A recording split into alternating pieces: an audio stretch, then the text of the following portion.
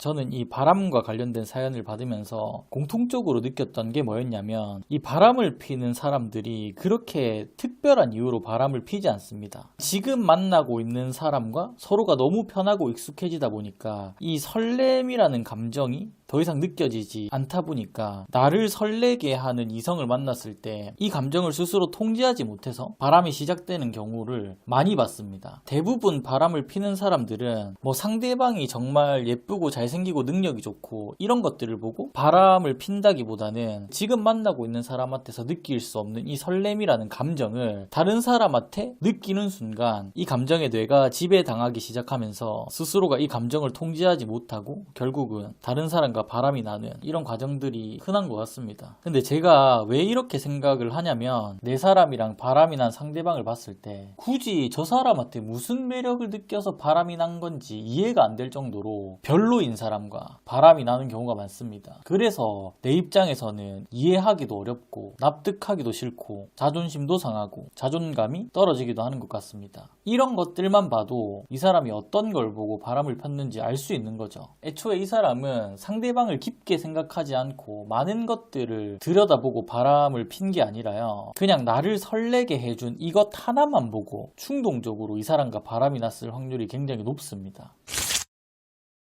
바람 피는 사람은 바뀐 척은 할 수 있지만 그 본성은 바뀌지 않겠죠. 저는 그렇게 생각을 해요. 한 번도 바람을 피지 않은 사람은 있어도 단 한 번만 바람을 핀 사람은 없다고 생각을 합니다. 최소한 제 연애 가치관에서는 그래요. 왜 이렇게 생각을 하냐면 분명히 이 사람이 다른 사람한테 이성의 감정을 느꼈을 때 이 사람도 선택의 기로에 놓였을 거란 말이죠. 지금 내가 다른 사람한테 설렘을 느끼고 이성의 감정을 느끼고 있는데 이 사실을 지금 만나고 있는 이 사람이 알게 되면 어떻게 해야 될까? 지금 만나고 있는 사람을 정리하고 지금 나를 설레게 하는 사람과 관계를 이어가야 되나? 이런 선택의 기로에 분명히 놓였을 거란 말이에요. 근데 결국 이 사람은 어떤 선택을 했냐면 지금 만나고 있는 사람과 관계를 유지하면서 내 눈앞에 나를 설레게 만드는 이 사람과의 관계까지 함께 관계를 유지하는 선택을 했다는 거죠. 이 사람한테는 선택지가 몇 개 있었어요. 첫 번째, 기존에 만나던 사람과의 관계를 정리한다. 두 번째, 나를 설레게 만든 사람이 있긴 하지만 그래도 이 설렘이라는 감정에 충동적으로 휘둘리지 않고 이 사람을 정리한다. 세 번째, 기존에 만나고 있던 사람과 그리고 나를 설레게 만든 이 사람과 동시에 관계를 유지한다. 선택지는 이 세 개밖에 없거든요. 바람 피는 사람들은 분명히 이 세 개의 선택지가 주어질 테고 여기에 대해서 생각을 한단 말이에요. 근데 생각을 해서 선택한 게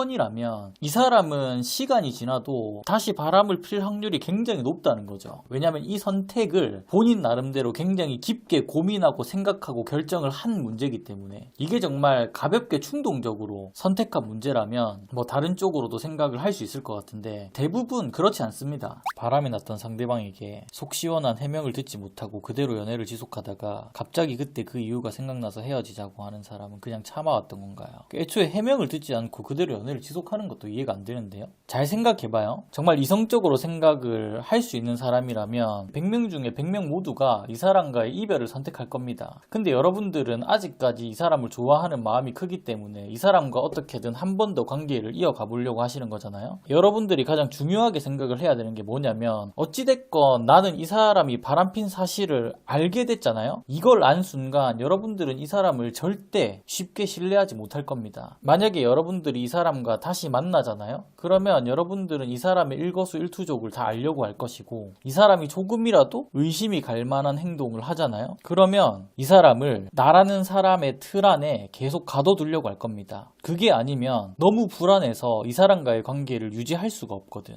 이게 가장 큰 문제가 아닐까 생각을 합니다. 아무리 주인을 좋아하는 동물이라도 하루 종일 내 품에 안고 있으려고 하면 아무리 나를 주인으로서 좋아하는 동물이라도 답답해서 놓아달라고 발버둥을 치잖아요. 근데 사람도 마찬가지입니다. 아무리 내가 이 사람을 사랑하고 상대방이 나를 사랑해도 나라는 사람의 틀 안에 이 사람을 가둬두려고 하면 이 틀을 벗어나려고 발버둥을 친다니까? 여기서부터 문제가 시작되는 거죠. 내가 불안하지 않기 위해서는 이 사람을 나라는 사람의 틀 안에 가둬두는 방법밖에 없는데 멀리 봤을 때 이 사람들이 예전과 같은 관계로 돌아갈 확률이 굉장히 희박하다는 겁니다. 정말 극단적으로 말씀을 드리면 이 두 사람이 관계를 회복하는 방법은 한 가지밖에 없습니다. 이 사람이 바람을 폈던 이 기억을 삭제하는 방법밖에 없어요. 근데 지금 우리가 살아가는 이 세상에는 그런 기술이 없잖아요. 그러면 나 스스로 스스로한테 물어봐야 돼요. 이 사람과 내가 다시 만난다고 했을 때 이 사람이 신뢰와 믿음을 깨고 바람을 폈던 이 기억을 생각하지 않고 의식하지 않고 그냥 예전처럼 편하게 이 사람과 관계를 유지할 수 있을 것인지에 대해서 나 스스로한테 100번이고 1000번이고 계속 질문을 던져봐야 돼요. 근데 계속 이 질문에 yes라는 답이 나오지 않고 애매한 답변이 나오잖아요. 그러면 이 사람과는 다시 안 만나는 게 맞습니다. 여러분들 스스로가 본능적으로 알고 있는 겁니다. 이 사람과 다시 만나면 절대 예전과 같은 관계로 돌아갈 수 없다는 걸.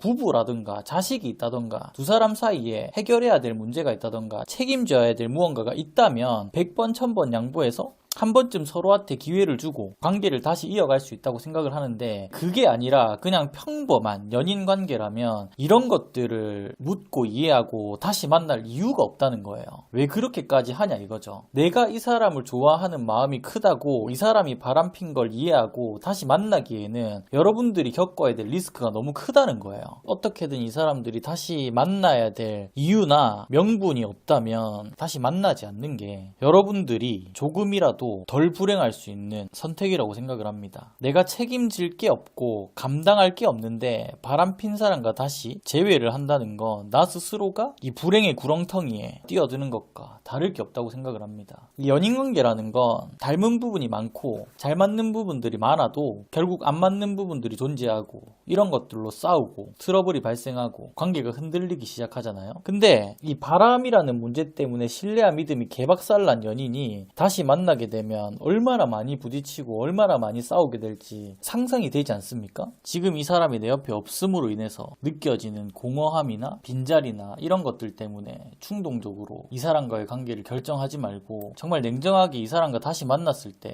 이 사람과의 관계를 감당할 수 있냐에 대해서 진지하게 생각을 해보셨으면 좋겠어. 만약에 여러분들이 이런 사람과 다시 재회를 한다고 했을 때 이 두 사람 사이에 다시 예전과 같은 신뢰와 믿음이 쌓이기 위해서는 아무리 짧아도 저는 최소 5년은 봅니다. 이만큼 신뢰와 믿음을 쌓기 위해서 절대 짧지 않은 시간을 필요로 했을 거란 말이에요. 근데 바람 때문에 이 신뢰와 믿음이 개박살이 나잖아요. 그러면 앞에 두 사람이 신뢰와 믿음을 쌓기 위해서 걸렸던 시간 곱하기 2배, 3배, 5배, 최대 10배까지 걸린다고 봅니다, 저는. 만약에 여러분들이 5년을 연애를 하다가 이 사람이 바람이 나서 헤어졌다고 가정을 해봅시다. 그러면 이 사람과 다시 만나서 다시 신뢰와 믿음을 쌓고 내가 이 사람을 더 이상 의심하지 않고 서로가 예전과 같은 관계로 돌아가기 위해서는 최소 5년 이상이 걸린다는 거예요. 근데 이게 최소라는 게 문제예요. 최대로 따져보면 10년이 넘어갈 수도 있어. 이 긴 시간을 여러분들이 버틸 수 있겠냐 이거죠. 만약에 두 사람이 다시 만나서 신뢰와 믿음을 쌓는 이 과정이 특별한 문제가 없고 서로가 신경 쓸 게 없다면 다행인데 그게 아니잖아. 상대방은 바람이라는 큰 문제를 일으켰기 때문에 나는 계속 상대방의 일거수일투족을 의심할 수밖에 없고 구속할 수밖에 없고 집착을 할 수밖에 없는 상황이 빈번하게 발생을 할 텐데, 이런 상황들이 최소 몇 년간 유지가 될 거라는 거지. 이걸 버틸 수 있겠어요? 그리고 상대방은 과연 이런 것들을 버틸 수 있을까요? 둘 다 못 버틴다는 거죠. 그리고 제가 하나 장담할 수 있는 건 내가 만난 사람이 바람을 피잖아요. 그러면 이 사람이 또다시 바람을 필 것이다 라는 생각은 절대 사라지지 않을 겁니다. 애초에 이 가능성을 나한테 보여준 사람이기 때문에 내 입장에서는 이 사람이 다시는 절대 바람을 피지 않을 것이다 라고 생각을 할 수 없어요. 이 사람과 다시 만난다고 해도 이 마음은 항상 여러분들이 마음 한켠에 담아두고 살아갈 겁니다. 아무렇지 않게 이 사람을 다시 만날 수 있습니다 라고 얘기를 하는 건 여기까지 깊게 생각을 하지 않아서 그렇습니다. 여러분들이 과연 여기까지 생각을 못하는 사람들일까? 절대 그건 아니라는 거예요. 근데 왜 여기까지 생각을 안 하냐면 어찌됐건 나는 이 사람과 다시 만나고 싶은 마음이 크기 때문에 나 스스로가 여기까지 생각을 하게 되면 결론이 이 사람을 다시 만날 수 없다는 쪽으로 기울어 버리잖아요. 최소한 지금의 내 입장에서는 이 사람을 다시 만날 수 없다는 결론이 최악의 상황이잖아. 이걸 외면하고 싶은 거지. 근데 이걸 외면하고 여러분들의 문제를 가볍게 여기고 이 사람과 다시 만나잖아요. 그러면 이 선택에 대한 리스크가 여러분들이 생각한 것보다 훨씬 크게 다가올 거라는 거지. 바람을 피기 전에는 서로가 원하는 방향으로 같이 관계를 이끌고 갔다고 치면 이 사람은 나와 같이 관계를 이끌고 가던 도중에 다른 쪽으로 샌 거예요. 근데 이 사람이 다른 쪽으로 샌 이 길이 다시 돌아올 수 없는 길이라고. 이 사람이 선택한 길은 벼랑 끝이라니까요. 차라리 바람이 아니라 다른 문제였으면 잠깐 다른 길로 샜다가 다시 돌아올 수 있는 길이 있단 말이야. 근데 애초에 바람은 끝이 낭떠러지라고. 이렇게 다른 길로 세워버리면 이 사람은 다시 내 옆으로 돌아올 수가 없어. 이 사람이 다시 내 옆으로 돌아오기 위해서는 스스로가 벼랑 끝에서 절벽 아래에서 기어 올라와서 내 옆으로 와야 된다는 건데, 보통은 스스로가 힘에 부치고 안 되겠다 싶어서 나가 떨어지는 경우가 많다는 거죠. 바람은 언제 피는지 아세요? 내가 다른 사람한테 신경을 쓸 수 있을 정도로 시간적인 부분이든 감정적인 부분이든 금전적인 부분이든 이런 것들이 어느 정도 여유가 있을 때 바람을 핍니다. 나 스스로의 인생 자체가 여유가 없잖아요? 그러면 연애하고 싶은 생각도 안 들고 다른 사람이 이성으로 보이지도 않아요. 근데 뭐 하나라도 여유가 생기잖아요? 그러면 다른 누군가를 이성으로 느낄 수 있는 여유가 생겨버린다는 거지. 그래서 보통 이 여유가 생겼을 때 이 사람이 한눈을 팔지 않도록 이 사람을 딱 잡아줄 수 있는 무언가가 필요합니다. 이 무언가가 어떤 누군가한테는 가정이나 자식이 될 수도 있고 뭐 여러 가지가 될 수 있는데, 본인의 인생에 책임을 져야 할 무언가가 있는 사람들은 바람을 잘 안 피는 것 같습니다. 내가 책임져야 될 게 있으면 결국은 현실적인 판단을 내릴 수밖에 없거든. 근데 이 사람이 책임질 게 없고 삶이 여유롭기 시작하면 언제든지 다른 사람한테 눈을 돌릴 수 있는 그런 상황에 쉽게 놓인다는 거죠.